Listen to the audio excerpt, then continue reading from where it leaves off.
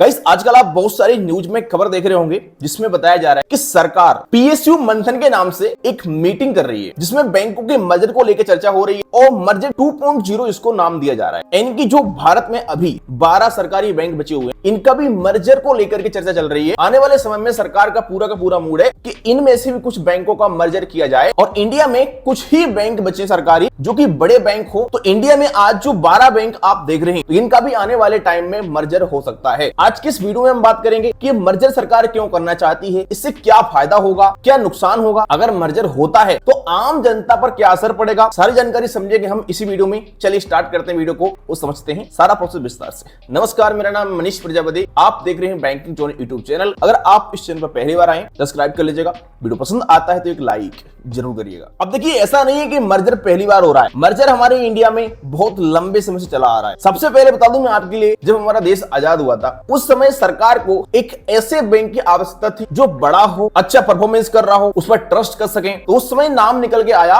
Imperial bank of India का, और imperial bank of India का सरकार ने राष्ट्रीयकरण करके नाम चेंज करके स्टेट बैंक ऑफ इंडिया कर दिया। लेकिन उस समय स्टेट बैंक ऑफ इंडिया बहुत छोटा बैंक था, लेकिन हमारे इंडिया में अलग अलग जो रियासतें थी उनके भी कुछ बैंक थे, जैसे कि state bank of Saurashtra, state bank of Indore, state bank of Patiala, state bank of Hyderabad, state bank of Mysore. इस प्रकार के कुछ जो बैंक थे हमारे इंडिया में, इन बैंकों का मर्जर किया गया। इसके अलावा भारतीय महिला बैंक था जिसका भी merger state bank of India में कर दिया गया। इन सब बैंकों को मिलाकर के स्टेट बैंक ऑफ इंडिया देश का सबसे बड़ा सरकारी बैंक बन गया। और इन सबके बाद भी सरकार ने कुछ और सरकारी बैंकों का मर्जर किया। हमारे इंडिया में इससे पहले काफी सारे सरकारी बैंक थे, लेकिन वो अच्छा परफॉर्मेंस नहीं कर पा रहे थे। अधिक मात्रा में सरकारी बैंक होने से लोग कंफ्यूज होते थे। अगर किसी व्यक्ति को अकाउंट ओपन कराना था तो बड़ा कंफ्यूजन फैलता था, भाई किस बैंक में अकाउंट ओपन करें, काफी सारे बैंक हैं। इसलिए सरकार ने कुछ बैंकों का मर्जर किया था, जैसे कि पंजाब नेशनल बैंक में ओरिएंटल बैंक ऑफ इंडिया और यूनाइटेड बैंक ऑफ इंडिया का मर्जर कर दिया। तो ये पंजाब नेशनल बैंक काफी बड़ा बैंक बन गया। इसी प्रकार सिंडिकेट बैंक था जिसका मर्जर कर दिया कैनरा बैंक में। इलाहाबाद बैंक का मर्जर कर दिया इंडियन बैंक में। इस प्रकार से सरकार ने इससे पहले भी मर्जर किया है, लेकिन अब सरकार चाहती है कि और बैंकों का भी मर्जर किया जाए, क्योंकि हमारे इंडिया में अभी भी कोई ऐसा बैंक नहीं है जो कि वर्ल्ड की टॉप 20 बैंक की लिस्ट में आता हो। आपने सुना होगा स्टेट बैंक ऑफ इंडिया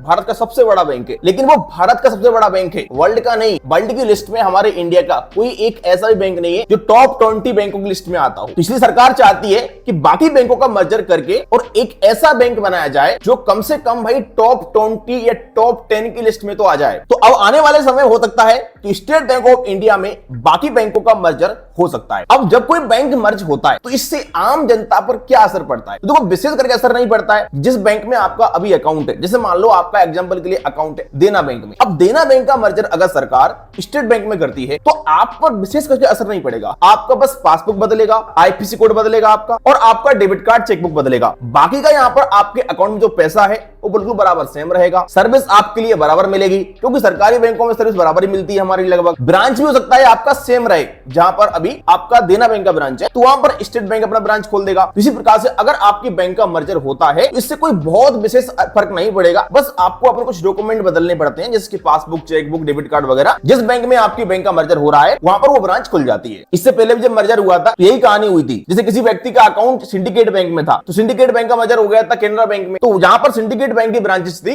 वहां पर आज आपको कैनरा बैंक की ब्रांचेस मिल जाती है। जहां पर इलाहाबाद बैंक की ब्रांचेस थी वहां पर आपको इंडियन बैंक की ब्रांचेस मिल जाती हैं। इसके अलावा देखो, जब बैंक मर्जर होता है तो इससे फायदा बहुत सारा होता है। सबसे बड़ी बात, जब दो बैंकों का मर्जर होता है या फिर तीन बैंक की मर्जर होती है तो वो एक बैंक बनता है। तीन बैंकों का जो पूंजी है वो एक साथ आता है, तो बड़े बड़े लोन मिलना स्टार्ट हो जाते हैं, जिससे कि बैंक और बड़ा बनता है। बैंकों की ब्रांचेस ज्यादा खुल जाती है एक ही एरिया में। जैसे मान लो अभी देना बैंक भी है, पंजाब एंड सिंध बैंक है, उसी के बगल में स्टेट बैंक ऑफ इंडिया है, और ये सब 1 किलोमीटर के अंदर में है। लेकिन अगर मान लो आने वाले टाइम में इन तीनों बैंकों का मर्जर स्टेट बैंक में होता है तो वहां पर एक ही ब्रांच रहेगी, लेकिन बाकी और अलग अलग एरिया में भी स्टेट बैंक की ब्रांचेस खुल जाएंगी, जिससे कि लोगों को समस्या नहीं आएगी और अपने घर के आसपास ही बड़ी आसानी से काम करा लेंगे। एटीएम मशीन भी अधिक मात्रा में खुलेंगे। ब्रांचें कम रहेंगी तो बैंक प्रॉफिट में जाएगा, सर्विस बढ़ाएगा, अपनी नए नए प्रोडक्ट लॉन्च करेगा, क्योंकि आप जानते हैं कि एक ब्रांच का खर्चा बहुत ज्यादा आता है, चाहे वहां पर कस्टमर बेस हो या फिर ना हो। एक बार अगर ब्रांच खुल गया तो चलाना ही पड़ता है। ब्रांच में बहुत सारे खर्चे होते हैं, एसी का खर्चा होता है, स्टाफ का खर्चा होता है, गार्ड लगता है, गनमैन लगता है, ब्रांच मैनेजर हो गया, मतलब 50 प्रकार के खर्चा होते हैं एक ब्रांच में। तो ये सब चीजों को देखते हुए क्या सरकार चाहती है कि फालतू के जो यहाँ पर बैंक बैठे हैं, जो प्रॉफिट में नहीं जा रहे हैं या फिर कम प्रॉफिट में जा रहे हैं, उन बैंकों का मर्जर करके इंडिया में एक दो ऐसे बैंक बचे